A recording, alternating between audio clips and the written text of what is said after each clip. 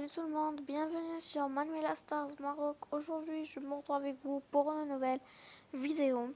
Comme je vous les ai promis dans l'autre vidéo où j'avais fait l'histoire de Ali et la princesse, que je vais vous lire chaque jour une nouvelle histoire.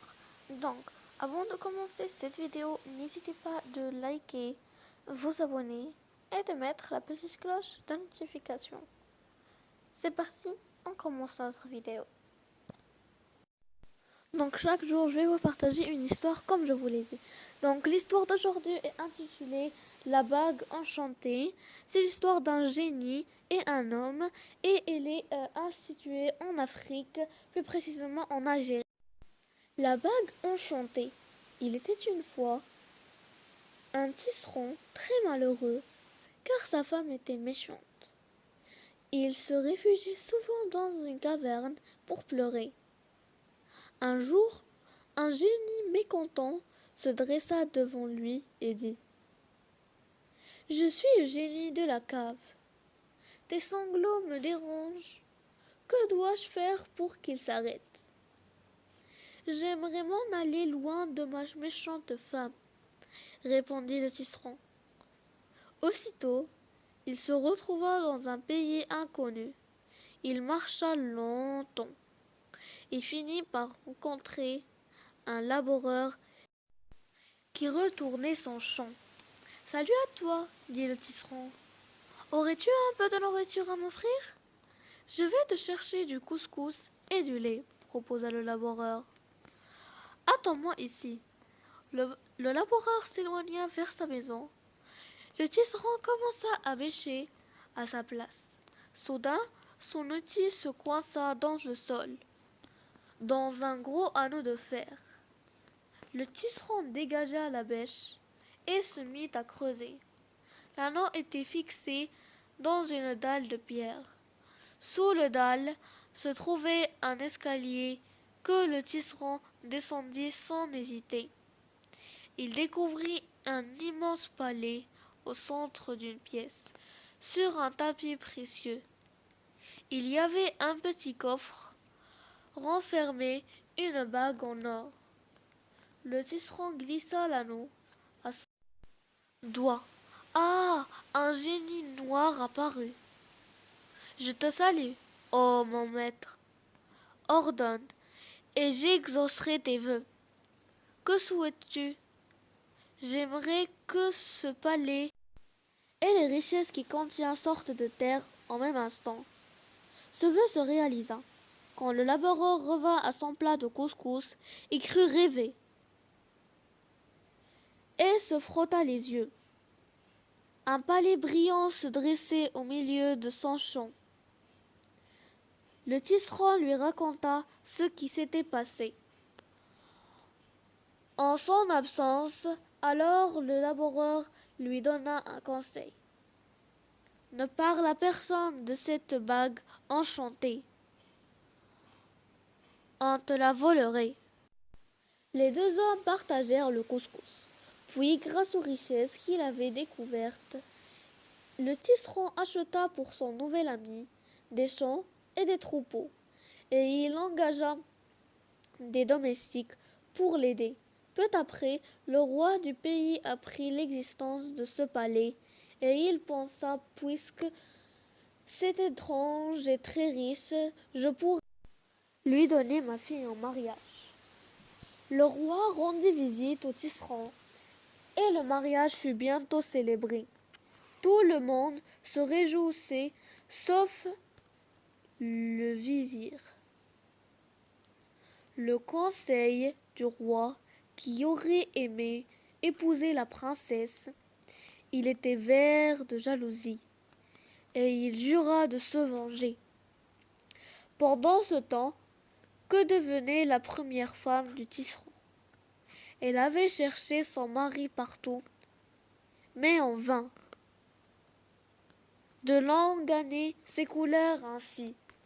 Un jour, elle alla pleurer dans la caverne. Mécontente, le génie de la caverne se dressa devant elle et dit : « Tes sanglots me dérangent. Que dois-je faire pour qu'ils s'arrêtent ? J'aimerais rejoindre mon époux, qui a disparu, répondit la femme. En un clin d'œil, il se retrouva dans le pays lointain où vivait l'ancien tisserand.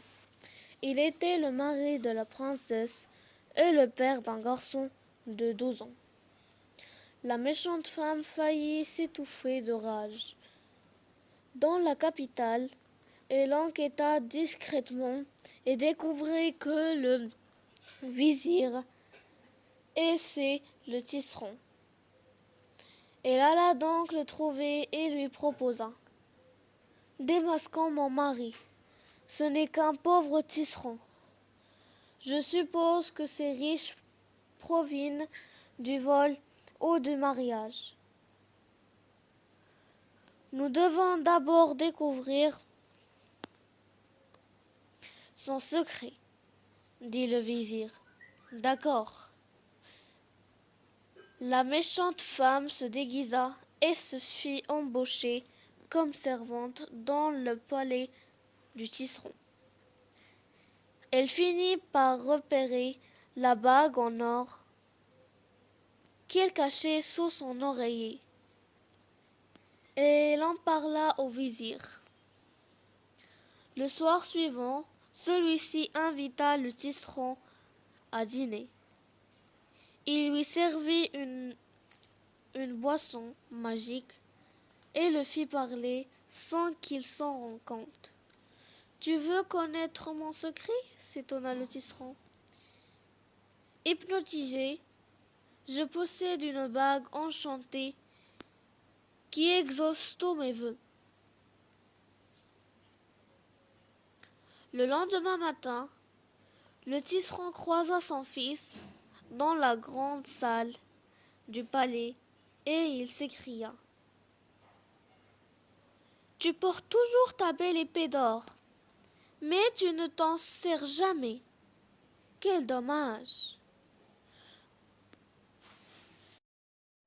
Père, bientôt j'accomplirai un exploit, et tu seras fier de moi, dit le prince en s'éloignant. Dans le couloir, le jeune garçon aperçut soudain la fausse servante qui se dirigeait sur la pointe des pieds vers la chambre de son père. Il la suivit discrètement. Quand elle s'empara de la bague, le jeune prince leva son épée et lui trancha la tête. Le tisserand accourut horrifié.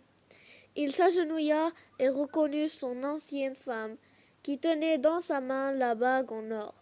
« Merci, mon fils, dit le tisserand. Tu m'as sauvé la vie. Un jour, je t'expliquerai pourquoi. » Désormais, plus rien ne vint troubler la paix du royaume. Quant au vizir, il s'enfuit. Et c'est comme ça que l'histoire se finit.